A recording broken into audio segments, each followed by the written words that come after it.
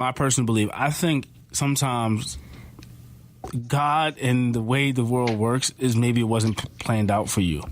Yeah. So if you can, and I've seen GoFundMe's to have those because like these situations are very expensive. They're very expensive.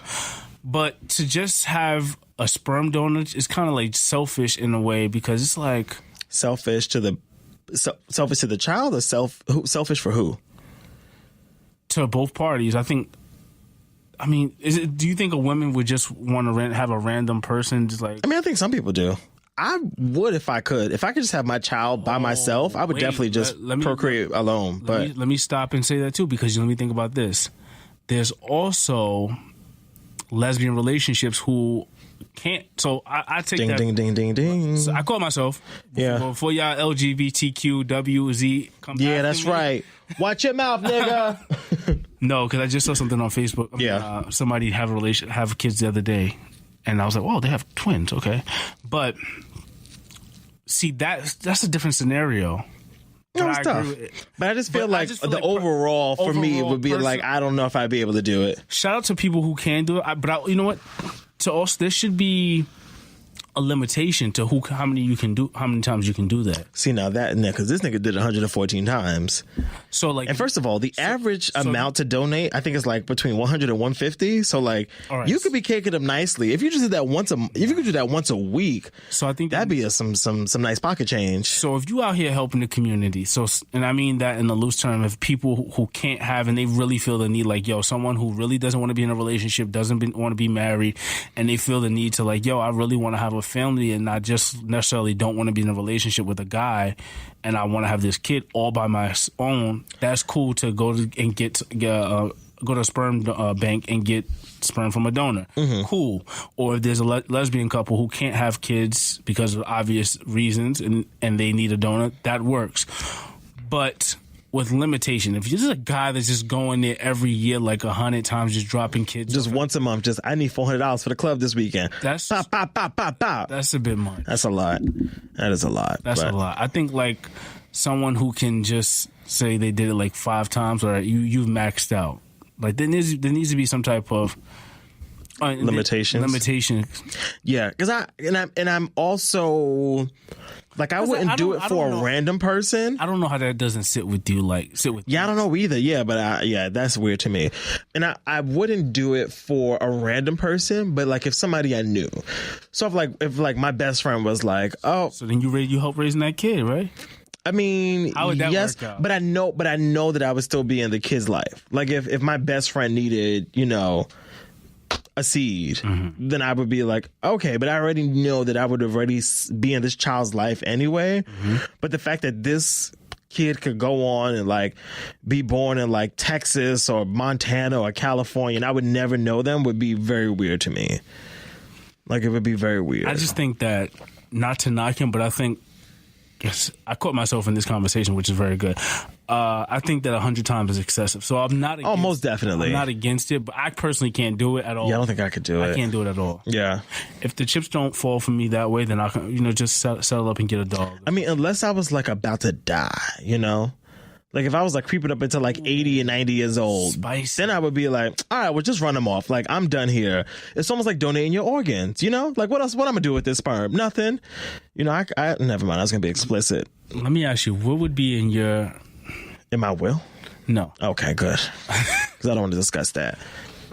What would be in your cards to play the game to have kids? How would you go about doing this? That's personal. It's not.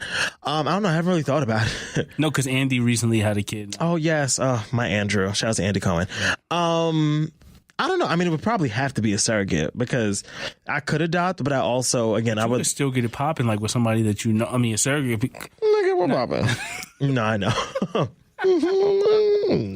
I mean, I want kids, but I ain't that thirsty now.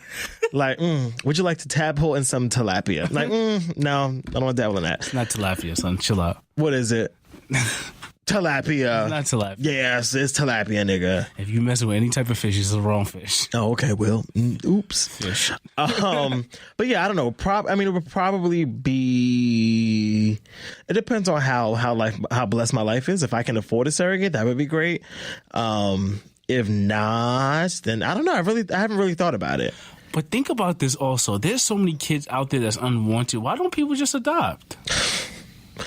I mean, that is valid, but I think there is something about, and I don't want this to come out the wrong way, but I think there is a bit of a... Yo, you can get a whole newborn. For $29.99, nigga. They on sale. Like right now, you can go get a newborn. You could. But I think there was something about having a child that is biologically connected to you for many reasons, including but not limited. I think just like the family heritage. Like, I think there is something about like looking at your grandchild and seeing that they look like you as the grandparent. Or like, you know, like I think there's these little things like these nuances, these like family like quirks and things. DNA is real weird, but I mean, you're right though. People probably could adopt, but I think there is something not special, but special, I guess, about having a biological child because they look like you.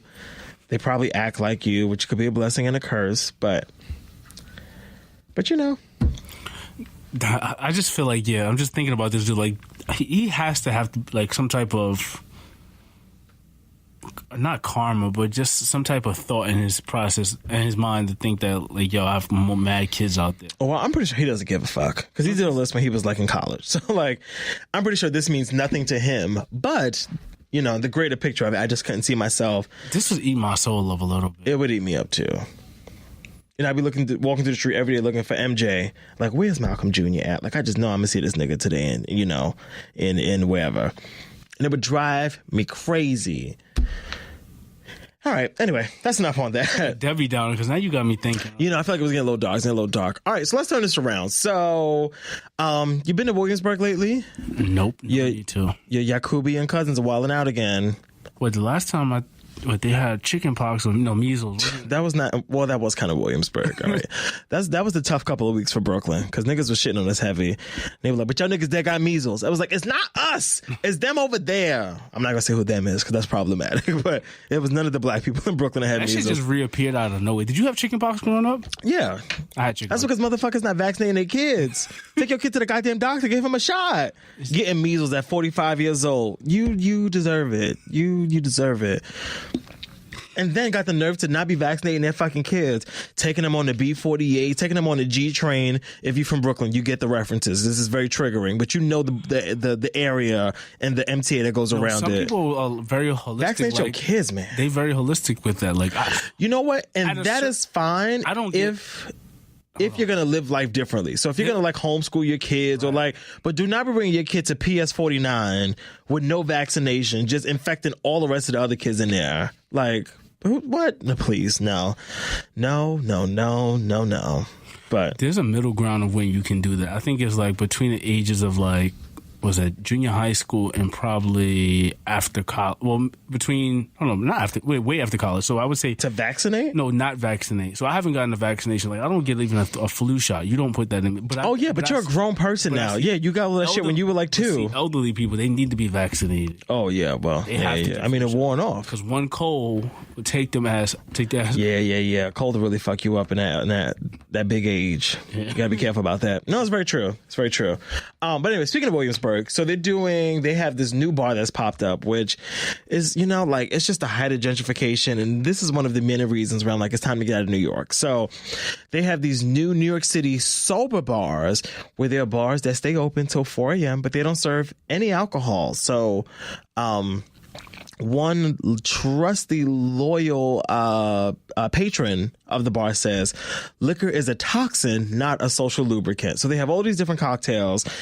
Now, how much would you pay for a drink at a bar that did not have alcohol in it? Just game plan it or like ballpark it. I've seen this menu pop up in not Williamsburg, but there was a bar like this uptown, if I'm not mistaken. But that was alcohol free, and it was a smooth $23 for like one of these drinks. Yo, the starting price for a drink on this menu that I'm looking at is $19. I know I've seen this. $19 fucking dollars. First of all, the only reason I would even pay $19 for an alcoholic drink, as long as we're talking. Let me tell you something. There's no reason for me to be out past 12 if I'm not. Thank you. What the fuck? If I'm at past 12, either I'm working, I'm or I'm trying to get home. Like, that's it. No, but I need to be like, if I'm out just like lingering, I need to be turned up. I need to, yes, because like, it's not gonna work. For that, I could have stayed home and been like on my chill shit. What am I doing outside? To be at a bar till 4 a.m. Because there's not much really going on outside. There isn't, except to drink. Like, unless you're coming out of a movie theater or something like that. And when I'm up that time, a late dinner that you just, because there's no restaurants open. Yeah.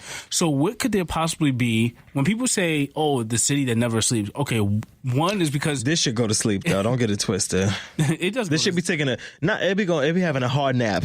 This city nap for like a good 3-4 hours. Like it's a hard from the hours from like 3:45 to like 6:10. Not even that, before that, like 5:45. I want to say, but until like from like 2 to like 5:45, hard snooze. Oh no, but you can still find shit to do at 2 a.m. now.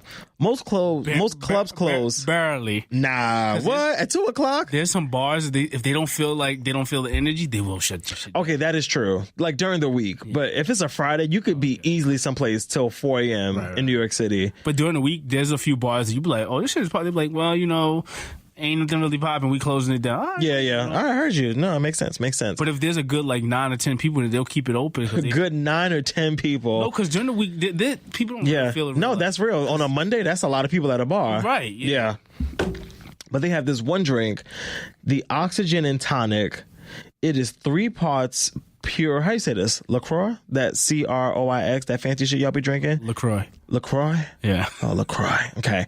3 parts pure LaCroix. Fucking carbonated water. 1 part dissolved organic oxygen. What the fuck is organic oxygen? Air? Bitch, you want me to pay $19 for 3 parts of a LaCroix and some air? You got me all the way fucked up. Mm-mm. I wouldn't be out. They got a mimosa, which is 1 part pulp Tropicana, 1 part Perrier. For $19, bitch. Are you joking? For that, I could stand in the middle of my fucking kitchen in my boxes and finish an entire Tropicana. You could container for $2.99.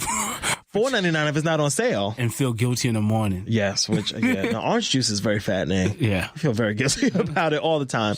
Hashtag brunch. I'd be like, wow, I've really packed it in. But yeah, no, this is just like peak like. This is one of the reasons why I feel like I have to get out of New York. Like, but you know what? There's also. Let me tell you something, because I have a few friends who's coming up here this spring and summer, and they're like, yo, I always see you out. And I'm like, I had to break down to them. I was like, yo, when do you see me out? You don't see me out if there's not a family function or something that's surrounded with an event that's attached to somebody. You'll never see me just out like, oh, it's Saturday. At the club. Let's go out. No, it's somebody's birthday. I'm showing face, or there's some type of event that's being celebrated or something that's going on. But there's nothing to do, and for me at this age, to just be out. Unless like I'm entertaining somebody, like, all right, cool, we're going out. Like, it takes, you gotta go out a little bit. But I mean, just to be out turned up, there's nothing really to do. So I have to explain that to people. But I always want to tie that into New York City going this route. It's the Giuliani who shut down a lot of the clubs. It's the Giuliani. Because I looked at this. I want my porno shops back on 42nd Street. They've gotten to the point where they're trying to shut down all the hookah spots up in Dyckman. Yeah. Which is not going to be. What is there going to be to do in Dyckman? Nothing. Get shot or go to sleep or both if you're lucky. And then before that, it was the was a strip club, which they turned into, they closed most of the strip clubs. What strip club? Oh, you're saying just in general? In general. Yeah. Because for a short stint, once they got rid of the clubs, they had all the strip clubs, which you go there and there's no real strippers. Like, oh, this is a Tuesday and they got leotards on. Yeah.